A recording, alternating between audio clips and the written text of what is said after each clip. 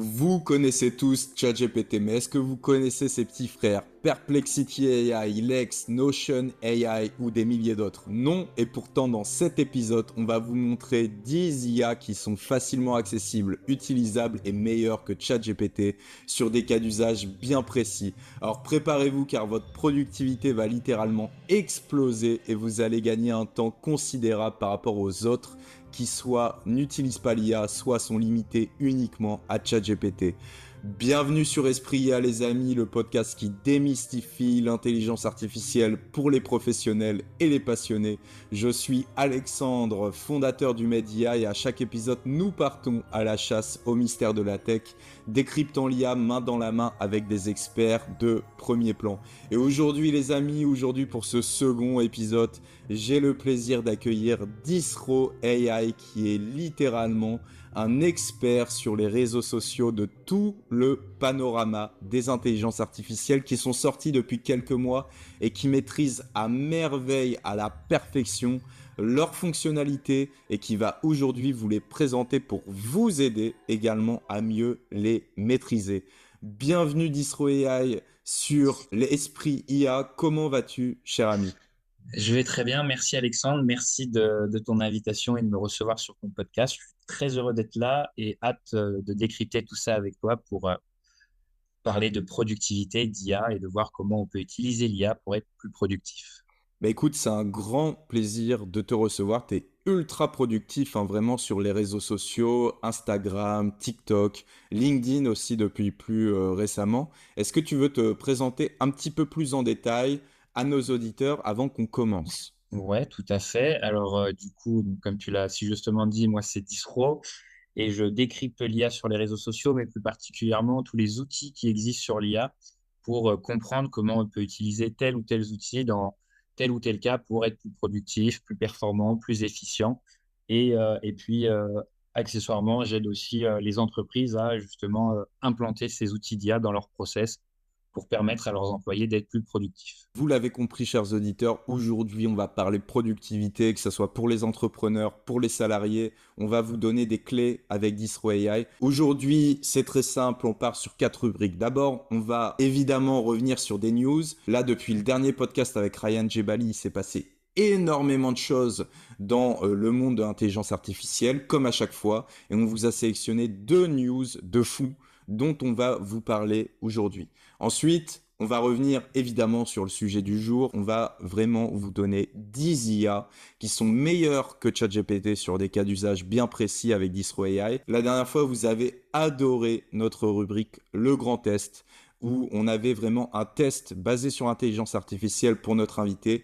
Aujourd'hui, c'est un test vraiment spécial parce qu'on va avoir une rubrique Qui veut gagner des millions pour ceux qui ont connu ce fameux jeu télévisé avec Jean-Pierre Foucault qui va prendre la parole, son modèle IA, pour poser des questions sur l'intelligence artificielle à notre ami Disro AI et ça va être à mon avis vraiment incroyable. Et enfin, on prendra vos questions dans la rubrique L'écho des curieux et aujourd'hui on a eu une question qui est vraiment une question de fond sur laquelle on va revenir beaucoup dans ce podcast, que ce soit dans cet épisode ou dans les suivants, mais c'était très important de revenir là-dessus, sur tous les impacts sociétaux, notamment de l'intelligence artificielle, qui lèvent énormément de questions. Donc restez avec nous tout au long de l'émission parce qu'on a beaucoup de contenu à vous apporter aujourd'hui. Je reviens rapidement sur la dernière émission avant qu'on commence. Vraiment, merci pour le lancement de Esprit IA. Vous avez été vraiment au rendez-vous. Vous avez été un public attentif. Vous nous avez fait des retours, des feedbacks. Vous avez tous adoré. Néanmoins, je tiens à vous dire quand même que je sais que certains d'entre vous ne sont pas encore abonnés à notre podcast Spotify et que certains d'entre vous n'ont pas encore mis les 5 étoiles. N'hésitez pas à le faire vraiment, chers auditeurs, parce que c'est très utile pour nous aider à gagner en visibilité sur ce podcast et vraiment aider à toucher un maximum de personnes sur ce sujet de l'intelligence artificielle qui est un sujet d'ampleur, qui va prendre de plus en plus d'expansion dans les mois, dans les années à venir et qui nécessite vraiment d'être vulgarisé. Plus vous serez là à nous soutenir, plus vous serez là à nous partager, à vous abonner, à mettre des 5 étoiles, à faire des commentaires sous nos posts dans les réseaux sociaux, et bien plus ça sera profitable pour le podcast et plus on pourra vraiment vous fournir énormément d'informations à chacun des podcasts et inviter de plus en plus d'invités. Donc n'hésitez pas à nous soutenir et d'ailleurs dans la continuité, vous avez évidemment en description de ce podcast sur Spotify et également trouvable sur nos réseaux sociaux notre lien Tipeee si vous voulez nous soutenir financièrement. Lorsque vous nous soutenez sur Tipeee, ce qui est intéressant, c'est que vous avez accès à un certain nombre de contreparties, qui sont des contreparties qui peuvent aller tout simplement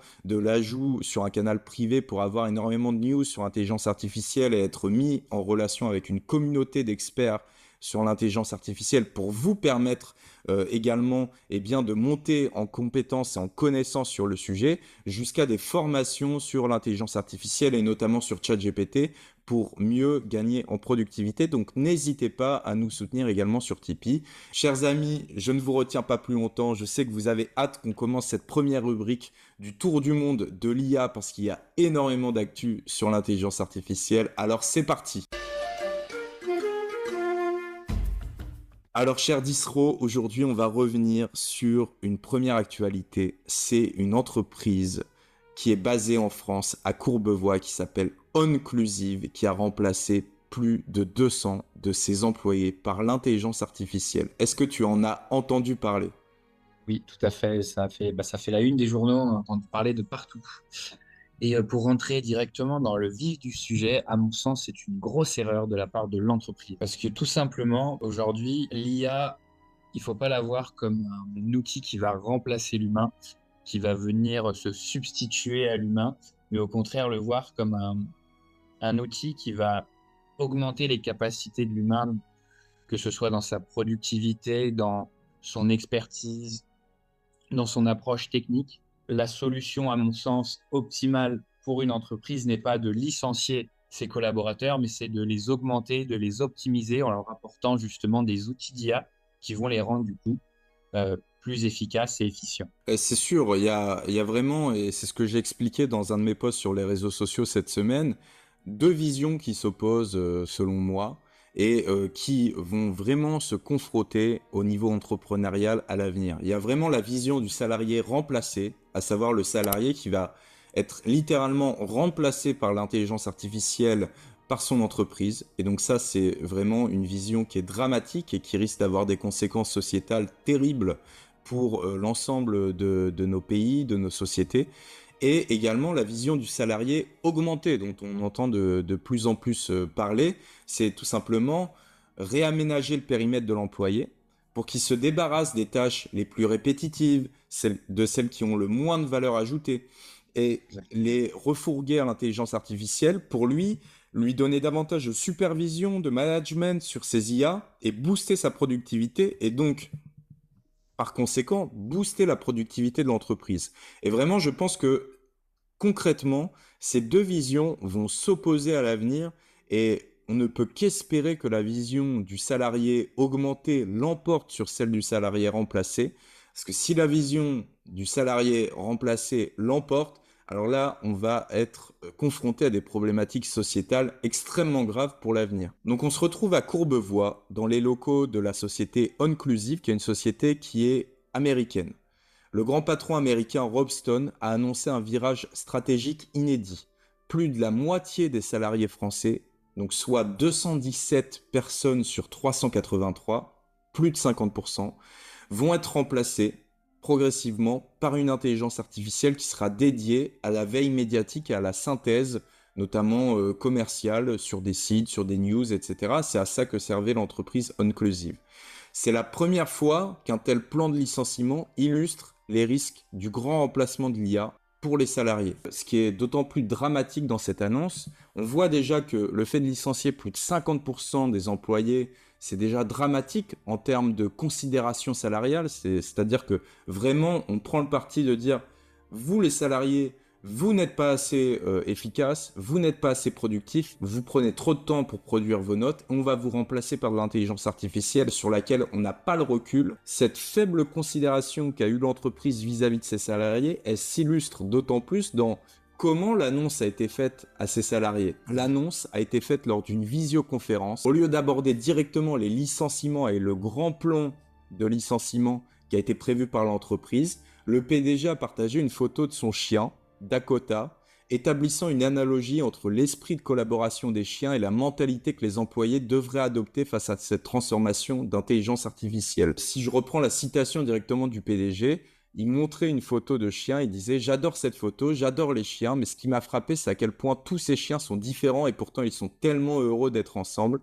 Chez Onclusive, des équipes très différentes, Labrador, Terrier, Husky, on dirait que c'est une blague, hein. Nous avons encore beaucoup de travail devant nous et nous devrions tous nous efforcer d'amener l'esprit de cette photo dans ce travail. » Bon, c'est dramatique.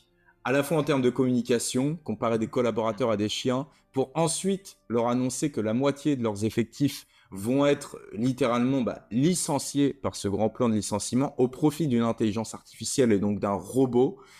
Ça montre vraiment que la vision entrepreneuriale du salarié remplacé est une vision qui a une très faible considération de l'humain, pose des gros soucis en matière d'éthique. J'espère qu'à chaque fois que des entreprises en France feront ce choix-là, eh bien, elles seront stipendiées, elles seront dénoncées par les médias, comme ça a été le cas avec Onclusive, qui, du coup, a fait effet de bouc émissaire parce que c'était vraiment la première fois qu'une entreprise comme ça faisait un plan de licenciement massif au profit d'intelligence artificielle. C'est assez intéressant la façon dont ils ont annoncé ça. Ça montre en fait tout simplement qu'ils sont, comme tu l'as dit, ils ne sont pas dans l'humain. Et c'est pour ça justement qu'ils ont fait cette décision de vouloir remplacer l'humain par l'intelligence artificielle. Mais ce qu'ils oublient, c'est que leurs clients, ce sont des humains et que l'humain a besoin d'être en relation avec de l'humain. Et aujourd'hui, il y a plein de bons côtés, mais il y a un côté qu'elle ne pourra jamais remplacer, c'est ce côté chaleureux que peut avoir l'humain et finalement le côté humanisant qu'on a à échanger avec des humains. Et donc, à terme, leur travail risque de perdre d'humanité en dehors des réalités parce que finalement, ce sera des machines qui vont traiter des documents émis par d'autres machines qui vont finalement publier ça pour des humains. Sauf que une machine aujourd'hui ne peut pas saisir toute la complexité de ce qu'est un être humain. Et donc, à terme, l'entreprise risque d'avoir énormément de mal à continuer son activité parce qu'ils vont perdre en fait l'essence même du travail fait par nous tous, qui est avoir une touche humaine au travers de notre travail. Et donc, l'intelligence artificielle ne remplacera jamais ça. Et c'est aussi pour ça, à mon sens, que c'est une grave erreur qu'ils sont en train de commettre parce qu'ils omettent l'essence principale de l'humanité, tout simplement. J'essaye de me projeter, mais si on généralise ce qu'a fait du coup l'entreprise Onclusive à l'ensemble des sociétés, et qu'on se dit, bon, dans 5 ans, toutes les sociétés qui sont sur du travail finalement assez répétitif, à faible valeur ajoutée, qui peut être remplacé par de l'IA, si toutes les entreprises font ce choix-là de profit à court terme en remplaçant leurs employés par de l'intelligence artificielle, alors dans quelle société va-t-on vivre ? Est-ce qu'on va réussir à reformer tous ces gens-là pour leur offrir un emploi qui leur permettra de continuer à vivre ? Est-ce qu'on va devoir fournir un revenu, un salaire universel à l'ensemble des citoyens parce qu'ils ne seront pas en mesure de retrouver un emploi? C'est toutes ces questions-là qui se posent si les entreprises font ce choix, font ce pari de miser à court terme en licenciant leurs employés. Alors que finalement, le vrai pari, la vraie révolution, ce n'est pas de licencier des employés pour faire du profit à court terme, c'est de faire un vrai travail de pensée, de réflexion au niveau des périmètres de chacun pour réorienter leur périmètre, redonner des missions aux salariés et booster la productivité de l'entreprise avec, autour de chacun des salariés, des intelligences artificielles qu'ils vont pouvoir utiliser, pour lesquelles ils seront formés pour pouvoir vraiment produire encore davantage et davantage. Je pense que 99% des gens aujourd'hui sont scandalisés par ce qui s'est passé avec Onclusive, mais à juste titre parce que tout le monde fait de la projection et se dit, bon, et si c'était moi demain? Et si mon entreprise décidait de me licencier au profit de l'intelligence artificielle? Et c'est la raison pour laquelle, eh bien, la France doit apporter une vision éthique aux entreprises. La France doit aider les entreprises également à réorganiser le périmètre de leurs employés, à les former, à apporter cette vision éthique, cette considération auprès du salarié qui est différente finalement d'une société américaine. Là, vraiment, il y a cet enjeu là pour l'Europe de se démarquer en aidant les entreprises d'ores et déjà à s'adapter à l'intelligence artificielle pour aider les collaborateurs à garder leur emploi. Je rajouterais une chose, à mon sens aussi, ça va devenir un enjeu commercial pour les entreprises de justement communiquer sur le fait que eux ont fait le choix de garder leurs collaborateurs et de les former, de les augmenter avec de l'intelligence artificielle au lieu de les licencier. Et donc, on peut, comme au même titre, aujourd'hui, on a des marques qui vont prôner le Made in France, utiliser des matériaux véganes, respectueux de l'environnement. Ça apporte une valeur ajoutée à l'entreprise et du coup, ils arrivent à fédérer des communautés autour de ces valeurs-là. Et je pense qu'à terme, on va avoir justement des entreprises qui auront fait le choix de garder leurs collaborateurs et de les augmenter. Et on les verra jouer sur cet aspect-là. Bah, du coup, dire, nous, regardez, on est éthique, on est dans cette idée de vouloir pérenniser l'emploi au travers de cette combinaison de l'intelligence artificielle avec nos capacités humaines. Ah bah c'est sûr, là c'est vraiment un point très intéressant que tu soulèves parce qu'en réalité aujourd'hui, il y a un vrai boulevard pour énormément d'entreprises aujourd'hui en France de se démarquer par l'éthique de l'intelligence artificielle. Pas Exactement. dire on est réfractaire vis-à-vis de l'intelligence artificielle, on refuse de l'adopter, dire non, nous on utilise l'intelligence artificielle, mais nous on a une approche éthique. Raison pour laquelle, bah, notamment dans le cadre réglementaire sur l'intelligence artificielle, qui est en cours de négociation aujourd'hui au niveau européen, il est rendu possible pour les entreprises de mettre en place des codes de conduite d'éthique en entreprise. Et donc en réalité, aujourd'hui, être une entreprise et mettre en place une vraie démarche éthique, by design, by default, sur tous les projets, vraiment intégrer cette dimension éthique avec chaque projet d'intelligence artificielle, être sûr qu'elle soit bien conforme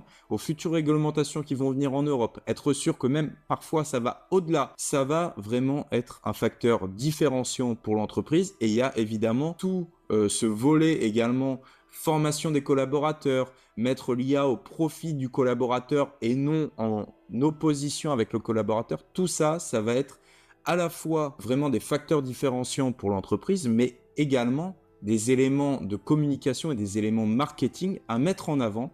Et donc là, il y a une vraie opportunité pour les entreprises françaises. Donc tu fais très bien de le soulever. Je te propose, cher Disro, qu'on passe à la deuxième news.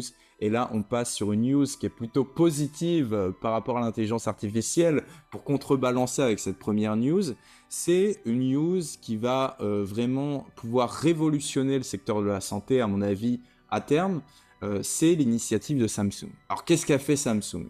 Vous le savez, Samsung, bon, c'est une entreprise qui produit principalement des téléphones, mais également toute une batterie de produits en matière de technologie et notamment en matière de produits électroménagers.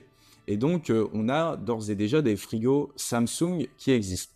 Eh bien, aujourd'hui, on a les frigos intelligents de Samsung qui vont venir nous aider à lutter contre l'obésité. Alors, je vais vous lire un petit peu cette news qui est assez incroyable.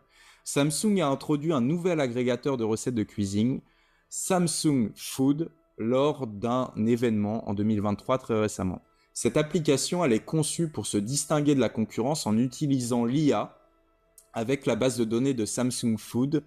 Et cette application, elle promet d'adapter les recettes existantes en fonction des préférences et des besoins spécifiques des utilisateurs. Par exemple, en proposant des versions végétariennes, sans gluten, de plats traditionnels, ou également, évidemment, des versions fitness, des versions healthy d'un certain nombre de plats. L'une des fonctionnalités principales est l'intégration de cette application, Samsung Food, avec les appareils électroménagers connectés de Samsung et notamment les frigos intelligents. Par exemple, le réfrigérateur Bespoke de Samsung, qui est doté d'un écran tactile pour directement sur le frigo, peut envoyer des informations sur les stocks alimentaires à l'application pour suggérer des recettes qui sont basées sur les différents ingrédients qui sont disponibles dans le frigo.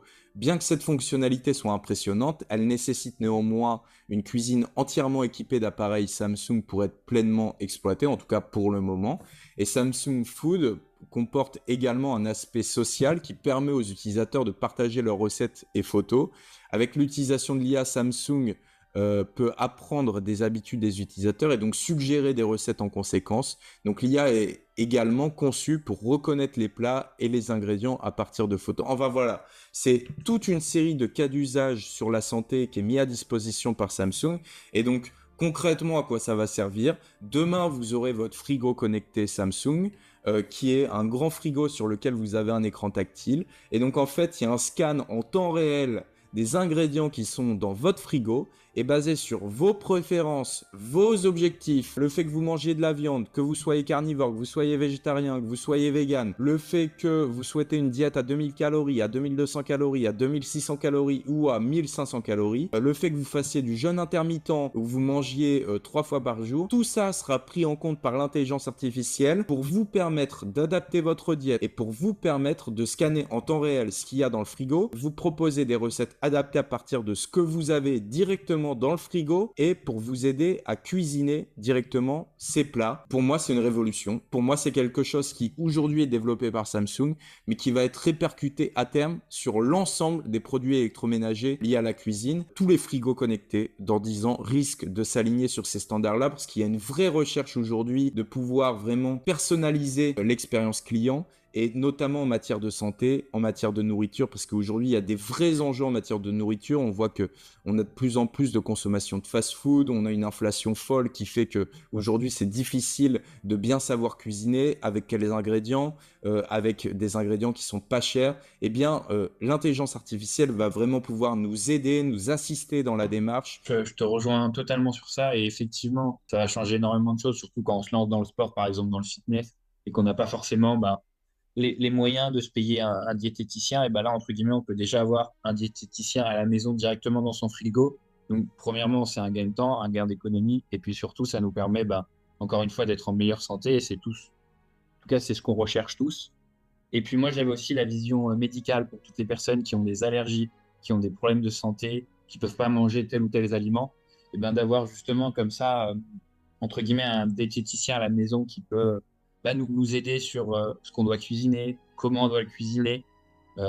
Ça va permettre en fait aux gens de vivre entre guillemets leur maladie ou leurs allergies beaucoup plus simplement qu'avant parce que ils auront cet assistant-là qui sera au quotidien pour les aider, les guider dans leur choix d'alimentation. Et donc, c'est encore une fois quelque chose qui, sur le papier, comme ça, est peut-être un peu anodin, mais finalement, c'est assez fou et ça va révolutionner nos vies, nos cas d'usage. Et puis, encore une fois, on va gagner énormément de temps sur des tâches qui avaient tendance à nous prendre beaucoup de temps, sur, par exemple, qu'est-ce que je fais aujourd'hui à manger, sachant qu'on le réfléchit à 2, 3 fois par jour, le midi, le soir, et si ce n'est pour certaines personnes aussi au petit déjeuner. Donc, ça va aussi diminuer toutes les décisions qu'on doit prendre dans la journée. Et juste pour ça, moi, je trouve ça exceptionnel. Et j'espère, comme tu le dis, que dans 10 ans, ce soit la norme, parce que ça va aider énormément de gens, comme par exemple aux États-Unis où l'obésité est très forte. Je pense que ça peut avoir un impact positif sur la société américaine, entre autres. Et puis, comme on discutait avant que la nourriture augmente, le prix augmente de plus en plus et que peut-être à terme, on va avoir ce déclin de notre nourriture vraiment très chère. Et à côté de ça, les fast-foods qui vont être du coup beaucoup plus abordables. On risque d'avoir beaucoup plus de gens qui vont se tourner vers les fast-foods, malheureusement. Et donc, peut-être avoir ces frigos-là connectés, augmentés avec l'intelligence artificielle, va permettre aux gens de faire plus attention et surtout d'éviter d'aller à la facilité, c'est-à-dire chercher son fast-food et donc de manger plus sainement. C'est clair, moi je te rejoins totalement et je vais donner un exemple qui va être parlant pour tous les Français. En réalité, vous le savez, aujourd'hui on n'a pas forcément le temps dans les magasins. Alors, les sportifs, si, les sportifs le font, mais la plupart des gens ne retournent pas forcément leurs produits en magasin alimentaire pour regarder la description du produit, voir les additifs qui ont été mis, voir le taux de glucides, voir le taux de protéines, voir le taux de lipides, etc., etc. Là, depuis quelque temps, on a eu l'apparition du Nutri-Score qui est arrivé en France pour noter les ingrédients directement sur la devanture du packaging de l'ingrédient pour mettre si c'est une note A, B, C, D, E. Et donc en réalité, il y a beaucoup de gens aujourd'hui qui se basent sur le Nutri-Score. C'est un vrai succès le Nutri-Score. Beaucoup de gens se basent là-dessus pour savoir si le produit a priori est plutôt de bonne qualité au niveau alimentaire pour la santé ou non. Eh bien en réalité, cette recherche d'analyse instantanée de l'ingrédient, c'est quelque chose qui a marché avec le Nutri-Score et qui marchera encore davantage avec ce type d'assistant connecté par l'intelligence artificielle directement dans notre frigo pour nous dire, bon bah voilà, dans votre frigo, vous avez 2 tablettes de chocolat, vous en avez une, c'est du Nutri-Score D, une c'est du Nutri-Score A, voici la différence, une vraiment contient énormément d'additifs, l'autre c'est du chocolat noir avec finalement très peu de mauvais gras, de mauvais glucides, etc., etc. Eh bien, en réalité, toute cette partie analyse qui peut être une vraie perte de temps pour les gens qui n'ont pas énormément de temps à consacrer à tout ça, eh bien, ça va être fait par l'intelligence artificielle et ça peut vraiment permettre de gagner du temps aux gens. Et c'est souvent parce que les gens n'ont pas le temps ou n'ont pas envie de se prendre la tête avec la partie cuisine, la partie alimentaire, que les gens vont au fast-food, que les gens commandent Uber Eats. Eh bien là, en réalité, on a l'intelligence artificielle qui vient nous aider en matière de santé. Et ce sont des news également à mettre en avant parce qu'on a tendance à avoir peur de l'IA, mais en réalité, ces news-là sont aussi des news qui nous permettent de relativiser et qui nous permettent de comprendre que l'IA, finalement, est un instrument et en fonction de ce qu'on en fait, ça peut produire le mal comme le bien et ça produit aussi le bien et on le voit là avec cette initiative qui est super. Proposer 10 IA pour booster la productivité de nos auditeurs. Alors c'est parti!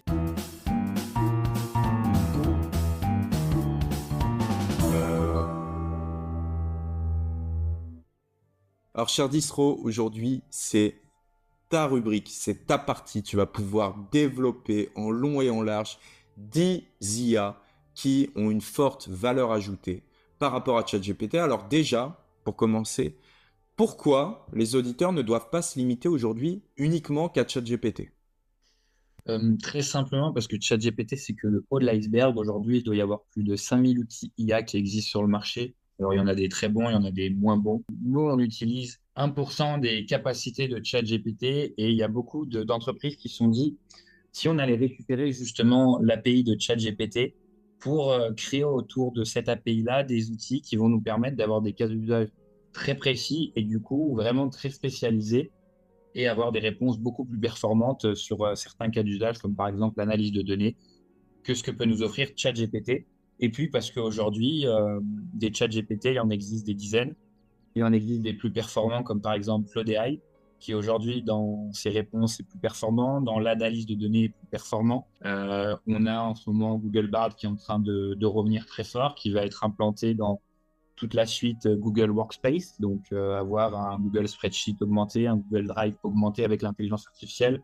Donc se contenter que de ChatGPT, c'est passer à côté de beaucoup d'outils très cool, très performants, qui nous permettent d'être encore une fois beaucoup plus productifs. Vous l'avez compris, hein, chers auditeurs, il y a vraiment une nécessité de ne pas se limiter uniquement qu'à ChatGPT aujourd'hui. Comme l'a dit très bien Disro, c'est la face immergée de l'iceberg, mais comme c'est la face immergée de l'iceberg, tout le monde est sur ce créneau-là. Et parfois à tort, parce qu'il y a vraiment d'autres IA qui méritent d'être connus. Et aujourd'hui, on vous a fait cette présélection pour vous présenter ces IA-là et vous montrer à quel point il peut être beaucoup plus pertinent de les utiliser que de se limiter à ChatGPT. Si vous voulez creuser l'écart avec des concurrents en entreprise, avec des concurrents sur le secteur entrepreneurial, etc., etc., utilisez ces IA-là face à d'autres collaborateurs, face à d'autres entrepreneurs qui, eux, n'utilisent que ChatGPT ou n'utilisent pas l'IA, c'est ultra pertinent. Et du coup, je vais laisser Disro passer directement à la première IA. Il s'agit de Speechify, qui est une IA qui est vraiment spécialisée dans la lecture de textes, d'articles, de newsletters. Alors, explique-nous à quoi ça sert, Disro. Comme tu l'as si justement dit, en fait, c'est une IA qui va venir lire nos articles de blog, nos newsletters, nos mails, pour éviter qu'on ait ce besoin de tout simplement devoir les lire. Et pour certaines personnes, lire, ça peut prendre beaucoup de temps, comme par exemple les personnes qui vont être dyslexiques. La lecture, ce n'est pas leur point fort. Et ben, ça va venir justement leur permettre d'être beaucoup plus productifs. Ou si, par exemple, on a envie de lire cet article, mais on doit faire autre chose qui ne nous demande pas forcément beaucoup d'attention, et ben à ce moment-là, on peut demander à Speechify, pendant qu'on est en train de faire notre tâche, comme par exemple mettre à jour sa to-do list, et avoir Speechify qui va nous lire notre dernière newsletter. Et donc, le gros avantage de cet outil, c'est qu'il fonctionne très simplement. On peut l'avoir en application sur Android ou iOS, ou alors en extension Chrome. Et donc, dès qu'on est sur un article de blog, si on n'a pas envie de le lire, ben, on va demander à Speechify qui va le lire pour nous. Et puis après aussi, on peut aussi lui demander de synthétiser cet article et de nous en faire un résumé vocal pour bah, du coup gagner du temps. Et après, si on aime bien écouter les audios en x1, et ben on peut l'écouter en vitesse normale. Mais si on a envie que ça aille plus vite, on peut accélérer. Et donc, du coup, gagner encore plus de temps. Et ce qui permet aussi de consommer plus de contenu, lire plus de newsletters, lire plus d'articles de blog. On peut aussi lui permettre de faire lire des PDF. Donc, par exemple, si on a un PDF qui fait 30 pages à lire, et ben ça peut être long. Et ben on peut demander à Speechify de le faire pour nous. Ouais, c'est Voilà. assez incroyable parce que finalement, évidemment, l'humain, notamment en entreprise, sera toujours plus performant à lire l'ensemble du texte parce que il pourra mieux comprendre les tenants et les aboutissants du texte, il pourra mieux comprendre vraiment les principaux impacts de ce texte, il pourra mieux résumer en fait, en réalité, ce qu'il y a de plus important dans le texte, mais sur des textes qui sont moins importants.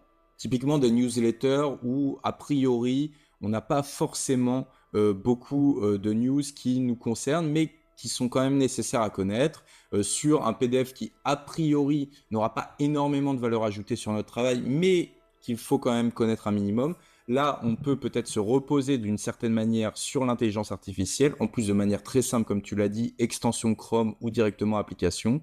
Et donc là, en réalité, on a un résumé sous forme de bullet points, sous forme de notes vocales, pour nous dire, voilà, quels sont les principaux enjeux du texte, quels sont ses tenants, quels sont ses aboutissants. Et puis, si on voit, par exemple, que le texte est plus intéressant que ce qu'on pensait, on peut également nous-mêmes approfondir l'analyse en lisant le texte un peu plus en détail. Et puis sinon, on aura déjà les bases sur ce texte parce que tout ça aura été analysé par intelligence artificielle. Donc c'est un gain de temps monumental et c'est quelque chose que aujourd'hui ChatGPT fait difficilement en réalité parce que ChatGPT n'est pas directement connecté à Internet. Donc à moins de faire un copier-coller d'un article, de le coller dans ChatGPT, de demander à ChatGPT de faire un résumé et de mettre tout en page, bon, au final, ça prend énormément de temps. Donc là, c'est beaucoup plus rapide de le faire avec Speechify, n'est-ce pas? Totalement. Et puis le gros avantage aussi, c'est qu'on peut le connecter à plusieurs outils comme par exemple Notion, Teams, Google Doc ou alors encore plus à WhatsApp, Messenger pour que ben, l'outil lise nos messages ou lise nos notes Notion par exemple pour se rappeler de ce qu'on devait faire aujourd'hui. On a également une deuxième IA qui s'appelle Lex, qui est une sorte de Google Drive collaboratif, mais cette fois-ci pas avec d'autres collaborateurs, mais en fait avec une intelligence artificielle. Alors comment ça fonctionne? Ça c'est passionnant comme sujet. Eh ben c'est très simple, on se connecte sur l'IA et puis on commence à rédiger son texte comme sur Google Docs, sur Word, mais au lieu, comme tu l'as dit, que ce soit nos collaborateurs qui viennent compléter le texte, et ben pendant qu'on est en train d'écrire, l'IA va analyser ce qu'on écrit et elle va écrire avec nous, nous faire des propositions de phrases, de mots, pour justement nous permettre d'aller beaucoup plus vite dans l'écriture. Elle va aussi nous aider sur des phrases qu'on aura peut-être mal formulées. Eh ben, elle va les reformuler pour nous, pour que notre texte soit encore plus clair, avec une interface épurée pour, encore une fois, éviter toutes les distractions, pour toujours être plus rapide, plus productif. Et voilà, tout simplement. C'est disponible aussi sur mobile. Euh, et la collaboration se fait du coup en live. Elle propose aussi des idées. Et puis elle peut vous faire aussi des feedbacks sur par exemple, vous avez besoin de brainstormer sur votre texte avant d'écrire ou écrire tel paragraphe, et ben vous allez pouvoir faire un brainstorming avec l'IA qui va vous proposer différentes directions. Puis après, à vous de choisir la direction qui vous convient le mieux. Et puis l'IA va vous aider à rédiger tout ça. Et du coup, ben, au lieu de passer peut-être 2 heures à écrire un document, un guide, eh bien ben là, vous pouvez peut-être diviser par deux cette rédaction parce que l'IA va vous aider. Alors ça c'est assez incroyable parce que si j'ai bien compris, ça peut gérer toute la partie correction de fautes d'orthographe, mise en page, format, ça peut t'aider à te proposer des idées, t'aider à reformuler tes phrases. Et donc en réalité tout ça, ça se fait en temps réel a priori, et donc c'est un gain de temps qui est monumental par rapport à toutes les personnes qui aujourd'hui travaillent encore sur Google Drive ou sur Word. Exactement. Exactement. Et pour le moment, il faut en profiter encore. Ils n'ont pas encore fait passer l'accès en payant, qui sont au début, même si ça fait déjà quelques mois que c'est lancé. Mais du coup, on se connecte très facilement avec un compte Google et puis derrière, on y a accès et on peut commencer à rédiger. Est-ce que toi, tu utilises toi-même Lex? Moi, quand j'ai des documents comme ça à rédiger, où je sais que ça va me prendre beaucoup de temps et que j'ai pas forcément beaucoup de temps à accorder, je vais l'utiliser pour aller plus vite et rendre du coup un travail de qualité parce que ben, même si je serais allé plus vite, et ben, mon niveau de rendu ne va pas baisser malgré le fait que je sois allé vite. Bah, Donc oui, je l'utilise, ouais. incroyable. J'invite vraiment tous les auditeurs à aller se pencher sur Lex. On va passer à la troisième IA, Tango.us. Alors là, la promesse est folle. La promesse, c'est de venir aider à créer des guides ou des procédures pour les collaborateurs. Donc, on le sait, en entreprise, notamment créer des guides lorsqu'on fait partie d'un service desk, lorsqu'on fait partie d'un bar IT, qu'on vient assister par exemple les collaborateurs pour aider à comprendre une démarche, eh bien, on doit créer ces guides-là pour que le collaborateur sache comment installer un outil, sache comment l'utiliser, etc. Et donc, dans ces guides, on a toute la partie rédaction, étape par étape du guide, de la procédure, de comment réaliser le projet, comment installer cette application, etc., etc. Il y a également toute la partie capture d'écran.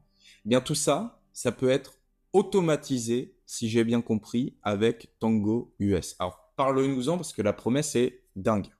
C'est exactement ça. En fait, la promesse, c'est dingue et finalement, c'est quand même assez simple sur le papier, dans le sens où tu as besoin de faire un guide et pour faire un guide, tu vas devoir rédiger les textes, tu vas devoir faire les captures d'écran. Ça va prendre beaucoup de temps, il va falloir faire la mise en page, la mise en forme, etc. Et bien là, en fait, c'est très simple. Tu vas te connecter à cet outil qui va venir, par exemple, en extension. Et donc, tu vas faire toute la procédure que tu fais d'habitude. Et l'IA va s'occuper de faire les captures d'écran au moment où tu vas cliquer, où tu vas changer de page, où tu vas faire telle et telle action. Et puis derrière, elle va rédiger un texte pour expliquer euh, comment faire, tout simplement.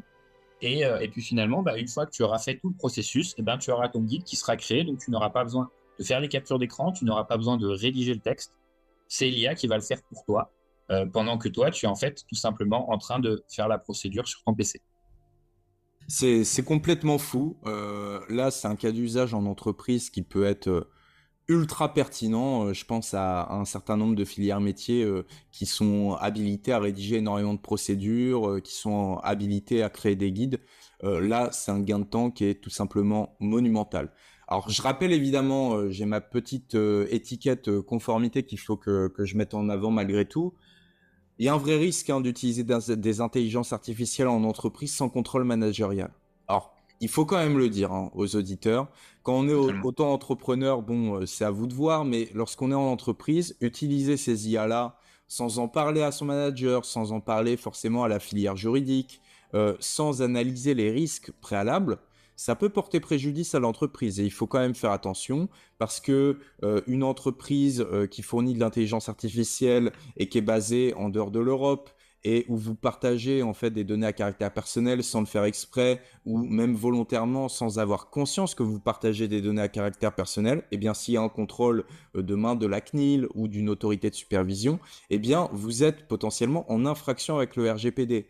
Pareil, vous risquez également de diffuser de la donnée à caractère professionnel auprès de la place sur Internet, de nuire à votre contrat, à votre engagement de confidentialité et de répliquer ce qu'a fait récemment Samsung, pour le coup, en implémentant en début d'année ChatGPT dans un certain nombre de filières métiers, sans aucun encadrement de conformité, et donc que toutes ces données-là, professionnelles, personnelles, se retrouvent sur la place, et donc de porter préjudice à l'entreprise. Donc, utiliser les IA soit en tant qu'auto-entrepreneur, soit de manière supervisée, oui. Utiliser les IA sans en parler à son manager, c'est un vrai risque. Ça risque de porter préjudice à l'entreprise. Donc faites attention avec ça quand même, chers auditeurs. Il faut évidemment en avoir conscience. C'était la petite partie sensibilisation qui est nécessaire. Mais vraiment, ça n'empêche pas de commencer à se renseigner sur ces IA, voir comment on peut les utiliser, en parler en entreprise pour voir si c'est possible de les mettre en place ou non.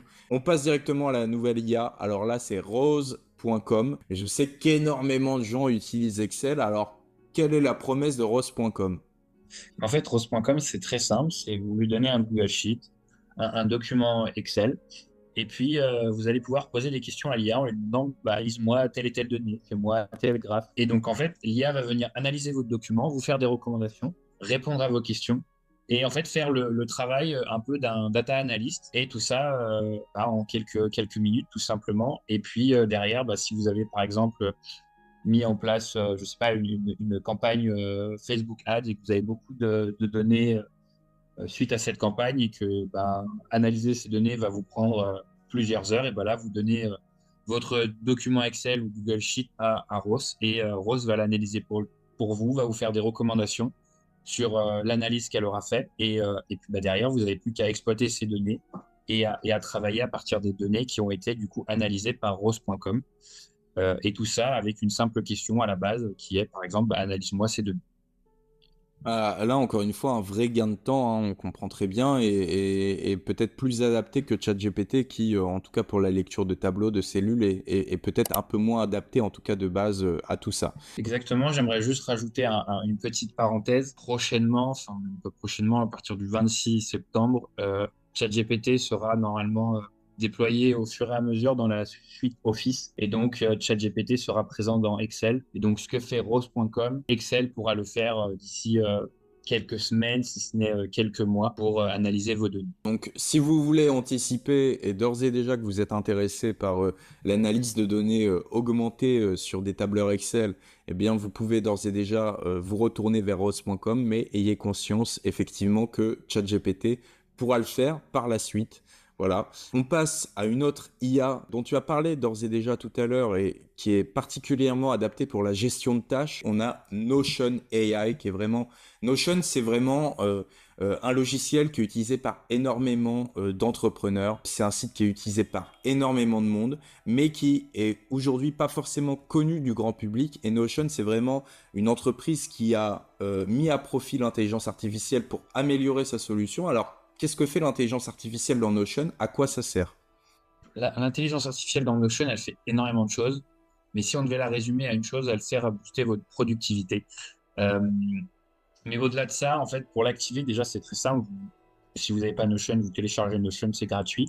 Et puis derrière, vous avez juste à appuyer sur Espace et ça va faire apparaître plusieurs propositions pour utiliser l'IA. Donc, par exemple, comme simplement rédiger du contenu. Donc, l'IA va rédiger un contenu à partir d'un sujet que vous allez lui donner, comme par exemple un article de blog. Elle est capable aussi de faire un résumé, c'est-à-dire que si vous avez 3 pages de document et que vous avez envie de sortir un résumé de ce document-là, l'IA est capable de faire un résumé. Elle va être aussi capable de, à partir des premières tâches que vous avez données sur un projet, elle est capable de vous sortir les autres tâches que vous allez devoir faire pour pouvoir arriver à la réalisation de ce projet-là.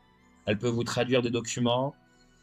En fait, elle peut faire beaucoup de choses liées à tout ce qui est gestion de tâches et tout ce qui est aussi écriture, donc écriture optimisée par la correction des fautes d'orthographe, par la rédaction de texte ou alors, encore une fois, le résumé de texte.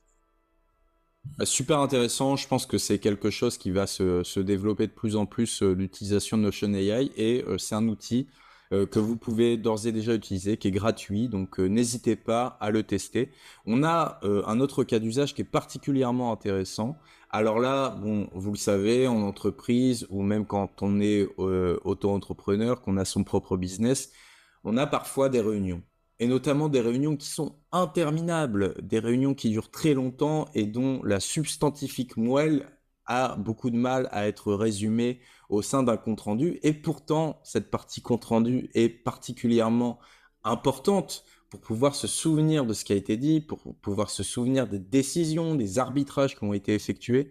Eh bien, aujourd'hui, on a des outils d'intelligence artificielle qui permettent de faire ces notes de réunion et qui peuvent permettre d'analyser la transcription de ce qui s'est dit en réunion et de pouvoir vraiment vous aider à rédiger des comptes rendus de réunion qui parfois peuvent vous prendre une demi-journée. Voilà.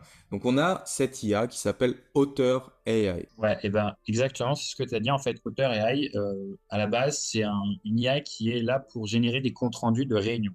C'est-à-dire que lorsque vous allez faire des réunions en visio sur Teams, Zoom ou Meet, l'IA va tourner en fond et va prendre des notes. Et derrière ces notes-là, elle va en faire un compte rendu, mais elle ne va pas s'arrêter là, c'est-à-dire qu'elle va aussi faire ressortir les actions importantes à mettre en place à la suite de cette réunion et va aussi faire des recommandations sur l'analyse qu'elle aura tirée de ces notes pour justement vous permettre de directement être dans l'action. Et puis, elle sera aussi capable d'envoyer ce compte-rendu-là aux personnes qui étaient présentes à la réunion. Donc, ça va vous faire gagner énormément de temps dans le sens où vous n'aurez pas besoin, pendant la réunion, de prendre des notes parce que l'IA va le faire pour vous. Et elle va aussi s'occuper du compte-rendu et de l'envoyer. Donc, toutes ces tâches qui peuvent être contraignantes pendant un rendez-vous, parce que l'idée d'être dans un rendez-vous, c'est d'être dans l'écoute active, et bien là, vous pouvez déléguer cette partie à l'IA qui va vous permettre du coup d'être vraiment pleinement euh, dans l'action pendant votre rendez-vous, que ce soit un rendez-vous client ou même simplement une réunion avec vos collaborateurs, pour justement être le plus productif et le plus proactif pendant la réunion, pour derrière avoir justement cette IA qui va vous faire votre compte rendu et qui sera tout simplement envoyé par mail automatiquement aux personnes présentes à la réunion. Ah, super intéressant tout ça parce que vous l'avez peut-être tous déjà vécu. Lorsque vous êtes en réunion, vous faites une présentation super importante sur laquelle vous avez travaillé depuis une semaine, 2 semaines, un mois, et que en même temps vous êtes chargé de faire le compte-rendu et que vous devez à la fois présenter, prendre des notes, interagir avec les personnes, les captiver, répondre aux questions, et que vous devez également avoir déjà en tête ce que vous allez mettre dans le compte-rendu, eh bien, vous perdez en efficacité, vous perdez en concentration, vous vous dispersez.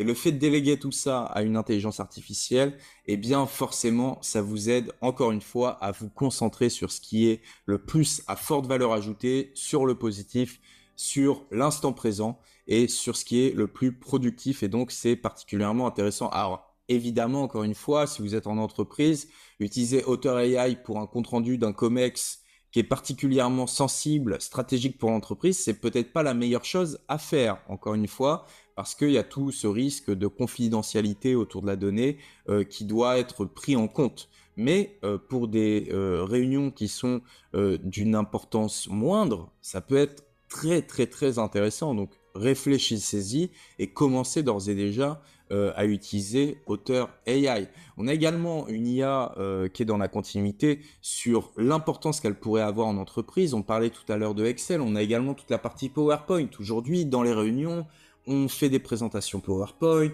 on essaye de synthétiser au mieux les idées pour les mettre sur des slides. Ça prend énormément de temps. Et aujourd'hui, eh bien, on a des IA qui nous permettent de le faire à notre place. Autoslide. Exactement. Et AutoSlide, c'est très simple. Vous lui donnez le sujet de votre présentation. Si vous avez d'autres éléments à lui transmettre, vous pouvez lui transmettre ces éléments-là. Et puis l'IA va s'occuper de mettre en forme votre présentation, de générer les illustrations avec des IA génératrices d'images, ou alors d'aller chercher ces images dans des banques de données libres de droit. Et puis derrière, elle va vous mettre en forme votre présentation PowerPoint. Et puis si vous n'avez pas beaucoup plus d'éléments, elle peut aussi venir compléter en rédigeant les textes, les titres, les sous-titres. Bref, cette IA peut faire votre présentation de A à Z. Tous les collaborateurs peuvent d'ores et déjà aller se renseigner sur Autoslide. Il y a énormément d'IA génératives qui sont sur ce créneau désormais d'aider à la présentation. On a également des plugins ChatGPT qui permettent de commencer à le faire, notamment sur Canva, etc. Puis ça peut vraiment faire gagner beaucoup de temps et vous permettre de vous différencier des autres collaborateurs. Donc ça peut être très intéressant. Tout à l'heure, on parlait de Speechify. On disait que ça pouvait aider sous forme notamment d'extension Chrome à pouvoir, par exemple, résumer des articles de blog. C'est également un peu ce que propose Perplexity AI, c'est ça? C'est ça, mais Perplexity AI, c'est plus poussé dans le sens où, en fait, ce qu'il faut comprendre, c'est le même fonctionnement que ChatGPT. C'est un cousin à ChatGPT, sauf que vous pouvez l'avoir en extension Chrome qui va apparaître sur n'importe quelle page que vous visitez. Et du coup, une fois que vous allez arriver sur votre article de blog, vous cliquez sur l'extension Perplexity et vous lui posez la question que vous voulez. Et puis l'IA va s'exécuter, va aller chercher l'information dont vous avez besoin dans ce texte, ou alors elle va vous faire un résumé, ou alors elle va vous traduire le texte. Bref, c'est un peu votre assistant de navigation web. Et puis, le gros avantage de cet outil, comme je vous l'ai dit, c'est un cousin à ChatGPT, sauf qu'à la différence de ChatGPT, lui, il est connecté à Internet et donc il peut aller chercher en temps réel des informations sur le net pour avoir des réponses plus poussées sur l'actualité, par exemple. Allez tous sur ce créneau, les amis, foncez là-dessus parce que de plus en plus de personnes sont en train de l'utiliser. C'est une simple extension Chrome à mettre sur son ordinateur. Pour de l'usage perso notamment, c'est tout à fait adapté. Foncez, hein, foncez vraiment. Une autre IA dont on pourrait parler, c'est AI PRM for ChatGPT. Alors vous le savez, sur ChatGPT, on en parlait la dernière fois avec Ryan Jebali de The ChatGPT Academy. Il est particulièrement important de savoir rédiger un prompt. Il est C'est ça. particulièrement important de savoir appliquer une méthode pour rédiger son prompt. Moi, j'en parlais la dernière fois. La méthode CIA, vous pouvez la retrouver notamment sur Instagram et sur LinkedIn. Et donc, aujourd'hui, on a des librairies en ligne de prompts collaboratifs qui vous permettent de réutiliser très facilement des prompts qui ont déjà été écrits, qui sont peut-être mieux rédigés que ce que vous auriez fait, et qui vous permettent donc d'utiliser ChatGPT mais avec un gain de temps monumental, parce que parfois la rédaction d'un prompt, et Disro, je pense pas que tu me diras le contraire, ça peut prendre 5, 10 minutes. Et donc là, en réalité, utiliser des prompts collaboratifs, ça peut être énormément adapté. Alors, qu'est-ce que tu peux nous en dire par rapport à AI PRM for ChatGPT? Mais en fait, c'est très simple. C'est une extension Chrome qui est gratuite, qu'on vient installer sur notre navigateur Chrome et qui va venir en fait s'implémenter à ChatGPT. Et donc, quand vous allez arriver sur l'interface de ChatGPT, vous allez avoir une librairie de prompts classés par catégorie, comme par exemple marketing, sales, productivité, RH, réseaux sociaux, etc. Et en fait, cette extension va référencer une multitude de prompts.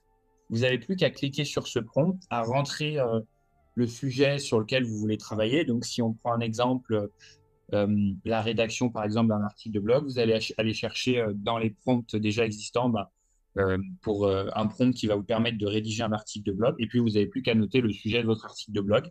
Et puis après, ChatGPT va tourner et vous allez avoir du coup une réponse beaucoup plus précise parce que vous allez avoir en fait des prompts tout simplement optimisés, testés. Et puis le gros avantage, c'est que ça marche sous forme de communauté.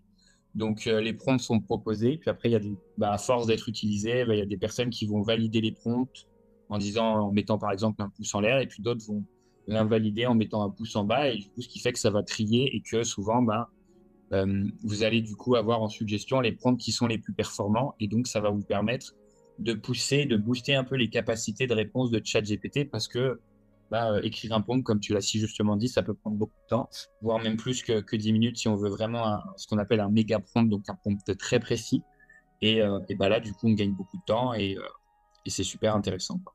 Cette partie collaborative, elle est fondamentale dans AI PRM parce que le fait de pouvoir se baser sur des prompts qui ont été validés par la communauté, que beaucoup de gens ont utilisé et dont on a des retours qui sont particulièrement positifs, ça nous permet d'être davantage en confiance à utiliser ces prompts.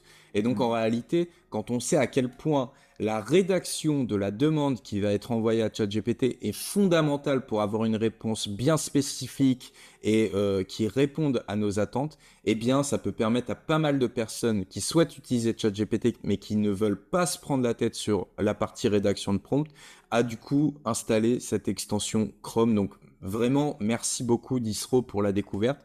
On passe à la dernière IA, qui n'est pas une IA, mais qui a volontairement été choisie pour finalement permettre d'un petit peu étendre cette présentation des 10 IA pour booster sa productivité. Il s'agit en réalité d'un annuaire d'intelligence artificielle, et c'est le cas de Top AI Tools. Exactement, comme tu l'as si justement dit, c'est un annuaire qui va répertorier en fait des extensions Chrome où derrière l'IA tourne. Et donc le gros avantage, c'est que la majorité de ces extensions Chrome sont gratuites, vont vous permettre d'être beaucoup plus productif et vont venir en fait suppléer des petites tâches comme par exemple répondre aux mails. Si vous avez une boîte mail Gmail, vous pouvez utiliser des IA qui sont en extension Chrome qui vont venir répondre à vos mails à votre place ou en tout cas vous faire des suggestions de réponses. Et donc sur des mails qui ne sont pas forcément très importants, ça va vous permettre de gagner du temps au lieu de devoir taper la réponse vous-même. Donc ce site, donc topai.tool, référence une multitude d'extensions Chrome optimisées avec l'IA. Et puis après, j'aimerais vous en donner un deuxième qui est aujourd'hui le plus conséquent. Ça s'appelle Futurpedia. Et en fait, tout simplement, c'est le plus gros annuaire qu'il existe sur les outils d'IA qui va référencer tous les outils d'IA qui sortent. Et donc, vous avez plus de 5000 outils d'IA référencés sur site qui sont classés par catégorie et qui vont vous permettre, du coup, en fonction de ce que vous avez besoin, de trouver les outils qui peuvent être intéressants pour vos besoins. Bah voilà, super. Si finalement les IA qu'on vous a présentées ne répondent pas forcément aux besoins que vous avez identifiés de votre côté, eh bien vous pouvez creuser sur Top AI Tools ou les autres annuaires d'IA qui sont aujourd'hui disponibles pour essayer de trouver une IA qui répond vraiment davantage à votre besoin. Donc vraiment, merci Disro pour cette présentation. Là, on a Avec plaisir. présenté vraiment les 10 IA qui sont les principales, qui sont meilleures que ChatGPT pour booster sa productivité. Et c'est vraiment important pour l'ensemble vraiment des auditeurs qui nous écoutent aujourd'hui d'avoir la connaissance de l'existence de ces IA et de pouvoir les tester.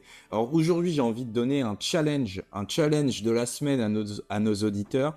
Vraiment, j'aimerais que cette semaine, vous essayiez d'utiliser, pas forcément en entreprise, parce qu'encore une fois, je vous l'ai dit, vaut mieux en parler à son manager, etc. Essayez d'utiliser pour vous-même une de ces IA dont on vous a parlé et essayez de nous faire un retour en commentaire sous les posts de Disro, sous mes posts sur le Média, sur vraiment ce que ça vous a apporté. Est-ce que ça a répondu à vos attentes? Est-ce que ça vous a fait gagner en productivité? Que ce soit le téléchargement de Perplexity AI en extension Chrome, l'utilisation d'AutoSlide, etc., etc. Essayez d'utiliser un de ces outils et faites-nous un retour. Nous, vraiment, on a besoin de vos retours pour savoir si ce qu'on vous dit est pertinent ou pas, pour adapter notre communication vis-à-vis de vous. Et je pense qu'aujourd'hui, on a fait un gros travail vraiment d'essayer de vulgariser l'ensemble de ces IA-là qui sont présentes sur le marché, de vous choisir les plus pertinentes pour vous. Et on aimerait vraiment avoir des retours de votre part. D'ailleurs, si ça vous a plu, encore une fois, abonnez-vous à ce podcast et puis mettez un 5 étoiles sur le podcast sur Spotify. C'est très, très, très important, chers auditeurs. Une dernière partie dans le cadre de cette rubrique, c'est également toute la partie automatisation.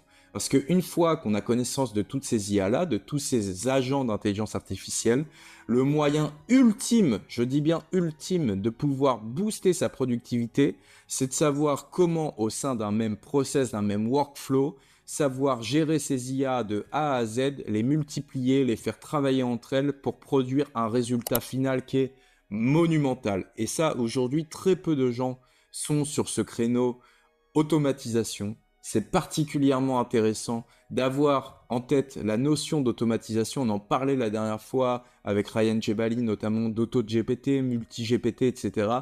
Aujourd'hui, tu vas nous présenter, Disro, une IA d'automatisation qui va nous permettre de pouvoir automatiser un certain nombre de tâches. Il s'agit de Bardel. Alors, qu'est-ce que tu peux nous en dire? Ça, c'est vraiment le bonus pour vous, les auditeurs, qui vous permettra d'encore plus creuser l'écart.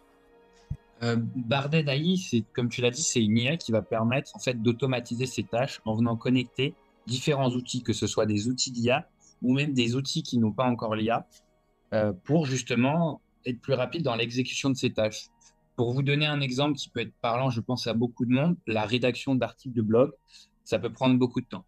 10 articles de blog, ça peut prendre un mois, par exemple. Et encore, c'est déjà sortir 10 articles de blog en un mois, c'est déjà une très bonne cadence. Alors qu'aujourd'hui, eh bien, on est capable, avec des outils d'automatisation comme Barden AI, de venir connecter en fait ChatGPT à WordPress et de faire en sorte que ChatGPT, avec un prompt optimisé pour la rédaction d'articles de blog, qui va faire en sorte que l'article soit aussi optimisé pour le référencement SEO, et ben, ChatGPT va venir rédiger les articles de blog et derrière, il va les transmettre à WordPress, là en l'occurrence si votre site est sur WordPress, pour faire en sorte que les articles soient publiés.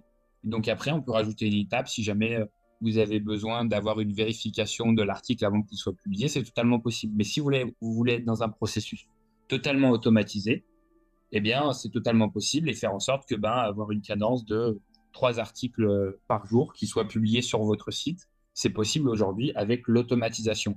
Donc, en fait, la magie de l'automatisation, c'est que ça va venir décupler les capacités de l'IA. Si vous voulez, c'est comme si vous êtes un magicien, vous avez une baguette magique dans votre main, mais qu'en fait, vous connaissez que 2 ou 3 sorts. Au début, vous allez connaître que 2 ou 3 sorts. Et rajouter l'automatisation va vous permettre, en fait, de connaître une infinité de sorts et donc de décupler vos capacités parce que ben, la connexion d'outils avec des outils d'IA fait qu'aujourd'hui, on peut quasi tout faire de façon automatisée et donc venir enlever toutes les tâches répétitives, comme répondre aux mails, comme la rédaction d'articles de blog. On peut même aller jusqu'à la création de sites internet automatisés. On peut être aussi, par exemple, tout à l'heure, on avait l'exemple de Roche.com où il faut venir déposer le fichier Excel pour faire que l'IA vous l'analyse. Et ben aujourd'hui, avec des outils d'automatisation comme Barden, on n'a pas besoin de ça. On peut demander à Barden d'aller chercher en fait le fichier Excel, de l'envoyer à Roche.com et de faire que Roche.com nous l'analyse, nous donne nos recommandations pour que derrière, nous, on n'ait plus qu'à traiter l'information et passer à l'action. Et donc, en fait, la combinaison des outils d'IA avec l'automatisation vous permet de vous concentrer sur les 20% des tâches qui vont vous rapporter 80% de valeur.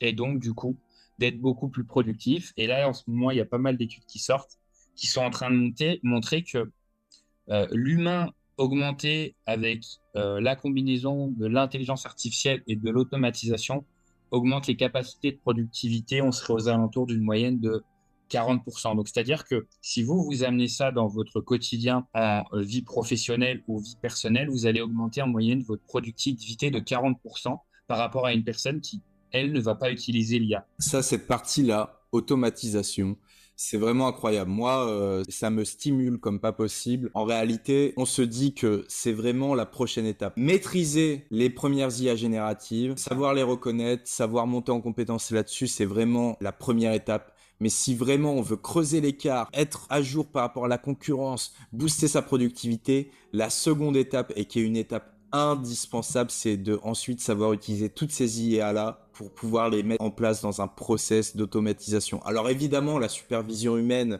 sera toujours là, sera toujours nécessaire parce qu'on ne peut pas laisser l'IA prendre des décisions à notre place, évidemment. Mais automatiser tout ça et le superviser derrière, c'est déjà un gain de temps qui est monumental, un gain de productivité qui est dingue, et il y a une vraie nécessité de monter en compétence sur ces outils. Et moi, je vais être tout à fait honnête avec toi, Disro. Pour le moment, je n'ai jamais expérimenté l'automatisation. Tout ce que tu me dis là et tout ce que tu dis à nos auditeurs, ça me donne envie de tester justement Bardel AI, de tester les outils d'automatisation, et j'en ferai un retour dans ce podcast auprès des auditeurs et je reparlerai de ce que tu as dit aujourd'hui dans les podcasts suivants parce que j'ai vraiment envie de tester l'automatisation. Les promesses sont complètement folles. C'est peu de le dire, c'est totalement fou. Là, si tu veux, moi, tout à l'heure, j'étais en train de travailler sur une automatisation qui allait récupérer toutes mes newsletters anglophones pour me les traduire en français et faire qu'elles me fassent un résumé pour plus que j'ai besoin de le faire. Ou encore, je suis en train de me créer mon propre chatbot personnel pour qu'il soit sur mon WhatsApp. Et je suis en train de récupérer tout le contenu qu'a créé un entrepreneur qui s'appelle Alex Hormozy. Et si je le fais à la main, ça va me prendre énormément de temps. Alors qu'aujourd'hui, je peux mettre un système d'automatisation en place qui va aller chercher les scripts de ces vidéos YouTube, de ces podcasts, venir me créer une base de données pour derrière venir me les mettre dans mon chatbot et que derrière, moi, j'ai en fait comme si je pouvais parler à cet entrepreneur au quotidien depuis ma poche. Et j'invite tous les auditeurs à commencer à travailler sur la partie automatisation, à nous faire des retours, à nous faire des feedbacks dans les commentaires, sous les posts de Disro, sous mes posts, le média. C'est particulièrement important de commencer à comprendre à quoi ça sert, de commencer à savoir l'utiliser. Et si vous voulez un épisode qui est vraiment dédié à l'automatisation plus tard dans Esprit IA, on pourra évidemment réinviter Disro pour nous en parler. C'est un sujet qui est passionnant. Le podcast n'est pas fini. On va passer à la rubrique Le Grand Test qui va être aujourd'hui un défi pour l'invité.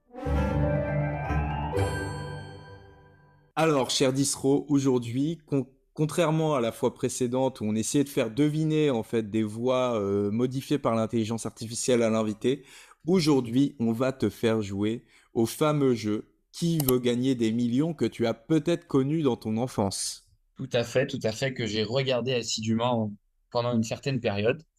Et puis, ce sera avec grand plaisir de me frotter à ce jeu-là. Eh bien, c'est très simple. Aujourd'hui, tu vas avoir 4 questions.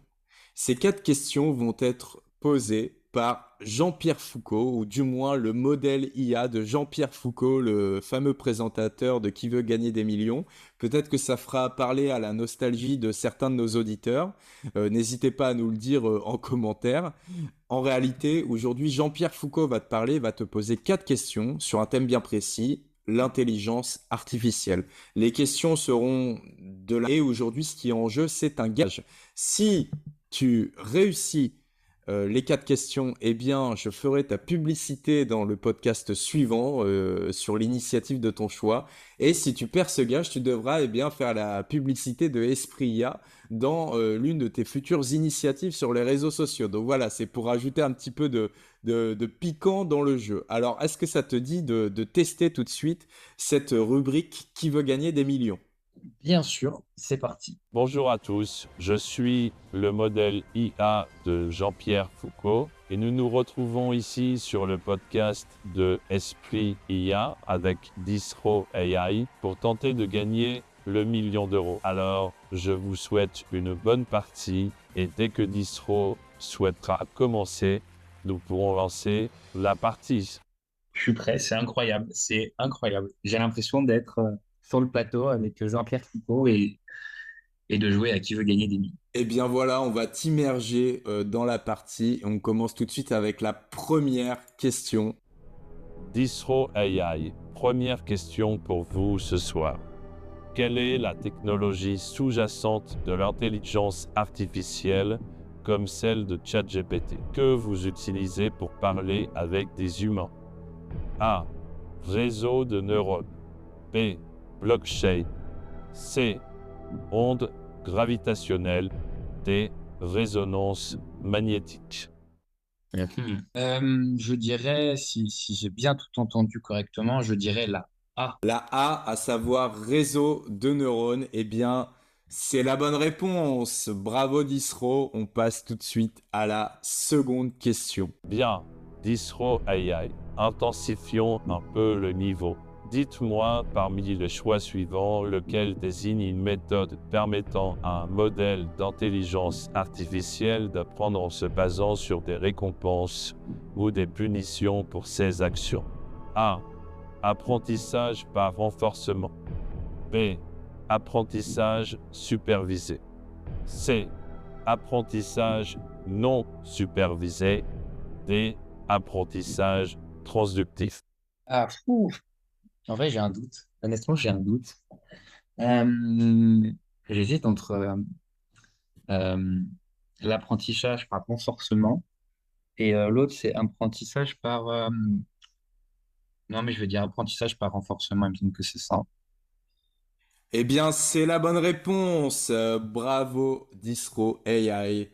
Là, tu es déjà à la moitié du parcours. J'espère que tu ne vas pas gagner, car sinon, c'est moi qui vais devoir remplir le gage. Mais on donne tout de suite la parole à Jean-Pierre Foucault pour la troisième question. L'avant-dernière, attention. Distro AI. Nous entrons maintenant dans la cour des grands pour cette avant-dernière question. Durant l'Antiquité, un grand mathématicien est célèbre pour avoir écrit un ouvrage dans lequel il a défini des algorithmes utilisés pour résoudre certaines opérations arithmétiques. Qui est ce mathématicien? A. Pythagore. B. Archimède. C. Euclide. D. Aristote. Alors là, Bonne question. Je peux d'ailleurs dire que Aurélie Jean, la célèbre scientifique, en a parlé dans un de ses livres que j'ai eu le privilège de lire concernant les machines algorithmiques, sur laquelle elle revient sur la définition des algorithmes. Elle nous dit que la notion des algorithmes n'est pas liée à l'informatique, que cette notion d'algorithme existait bien avant, évidemment, la création de l'informatique, parce que ça a toujours été une volonté, notamment pour les mathématiciens, de mettre en place une méthodologie d'étapes pour pouvoir conduire à un résultat sans forcément avoir à produire énormément de raisonnements mathématiques compliqués. Et donc là, en l'occurrence, ce grand mathématicien a défini des principes, notamment liés à la division, qui porte son nom et qui permet de pouvoir diviser auprès d'un plus grand dénominateur commun les nombres. Donc je rappelle les propositions: A, Pythagore; B, Archimède; C, Euclide; D, Aristote. Je dirais la C, Euclide. Eh bien, bravo, Disro AI. Il s'agissait bien de Euclide. Nous allons passer donc à la dernière question. Attention, il s'agit, Disro, de la question la plus difficile. Bien, Distro AI, nous arrivons à votre dernière et la plus difficile des questions pour tenter de remporter 1 million d'euros. Si vous avez des doutes, n'oubliez pas que vous pouvez exceptionnellement, pour cette question, faire appel à un ami. Et dans ce cas, votre ami sera Eric Cartman de la série South Park. Passons maintenant à la question. Dans le monde de l'intelligence artificielle, le théorème de non-apprentissage de No Free Lunch stipule que A.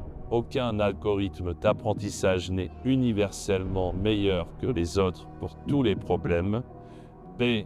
Les modèles d'IA doivent être alimentés gratuitement. C. Les algorithmes d'apprentissage non supervisés sont toujours supérieurs aux algorithmes supervisés. D. Les réseaux de neurones nécessitent un minimum de données pour être efficaces. Est-ce que tu as des pistes, cher Alors, Disro? j'ai deux hésitations, mais j'ai pas envie de passer à côté de gagner 1 million. Du coup, je vais faire appel à un ami. Ah quoi? Oh, attends. Je crois avoir entendu un truc comme ça en classe. Ou peut-être que je dormais, je sais plus. En tout cas, la réponse B me semble nulle. Et la D, elle est nulle aussi. Franchement, je miserais sur la A. Ou peut-être la C, je sais pas. Mais bon, j'en sais rien. Bon, c'est ton jeu, mec. Ciao.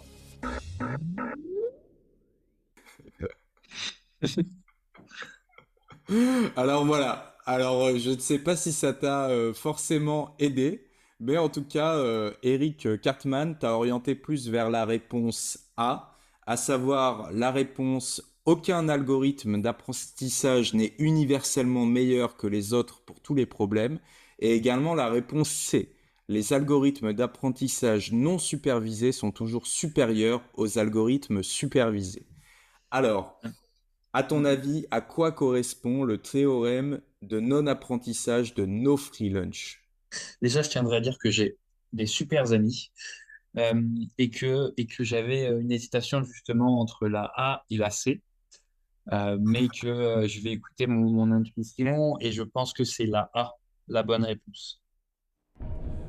Distro AI, est-ce que c'est votre dernier mot? Oui, oui, Jean-Pierre, c'est mon dernier mot. J'ai toujours rêvé de dire ça. Eh bien, bravo, Disro AI. C'était la bonne réponse. Effectivement, l'algorithme de No Free Lunch affirme qu'il n'existe pas d'algorithme d'apprentissage machine qui soit le meilleur pour tous les problèmes. Cela signifie que la performance de chaque algorithme varie selon le problème à résoudre. Par conséquent, il est essentiel de choisir le bon algorithme pour le bon problème ou de le personnaliser pour des tâches spécifiques.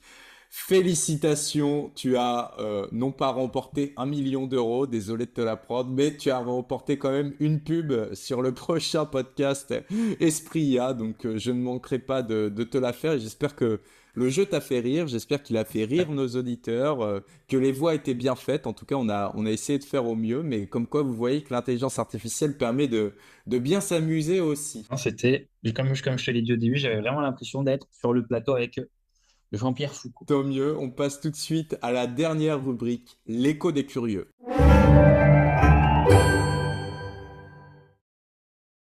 Vous le savez les amis, la rubrique l'écho des curieux est la rubrique de conclusion de cette émission et qui permet de prendre vos questions les plus pertinentes pour les poser à nos invités et y répondre ensemble. Et aujourd'hui, on a des questions de 2 abonnés de Distro AI sur l'intelligence artificielle qu'on a tenté de résumer en une seule question et on va pouvoir y revenir rapidement pour finir et pour essayer de vous apporter des éléments de réponse. La question provient de tes abonnés, Disro, L'Eau de David et La Salienne, qu'on salue. N'hésitez pas à vous abonner à ce podcast également. Disro, est-ce qu'on doit avoir peur de l'intelligence artificielle pour l'avenir et notamment l'avenir de l'humanité? Alors voilà, question à 1 million d'euros justement. On ne peut pas dire oui ou non. Je pense que on peut en avoir peur. Je pense qu'il faut quand même en avoir peur. Le mot est peut-être fort, mais faut garder dans un coin de sa tête que ça peut être dangereux pour l'humanité si il n'y a pas des réglementations, si on ne vient pas avoir une utilisation éthique et qu'on vient avoir une utilisation justement où l'objectif est d'être supérieur à chaque individu ou d'être supérieur à telle ou telle entreprise. Ça peut être dangereux, mais d'un autre côté, pour moi, ça peut être très bénéfique sur tous les aspects, comme par exemple, l'autre jour, je discutais avec un ami qui m'expliquait que pour lui, l'IA allait creuser les inégalités, et j'étais pas du tout d'accord avec lui, parce qu'aujourd'hui, justement, pour moi, l'IA va gommer ces inégalités, en tout cas pour les personnes qui ont envie de prendre à bras le corps cette nouvelle technologie, de s'en servir. Pour donner un exemple très concret, aujourd'hui, des entreprises américaines sont prêtes à payer 200 000, 300 000 dollars annuels pour des personnes qui savent faire ce qu'on appelle du prompt engineering, donc savoir rédiger des prompts. Et pour le moment, il n'y a aucune école hors de prix qui apprend ça, ou il n'y a aucune école supérieure qui apprend ça. Et donc finalement, n'importe qui peut apprendre ça depuis sa chambre en utilisant ChatGPT. Et en plus de ça, ChatGPT ayant un accès gratuit, c'est-à-dire qu'aujourd'hui, on peut se former à un métier qui peut nous faire gagner 200 000 à 300 000 dollars par an gratuitement depuis notre chambre.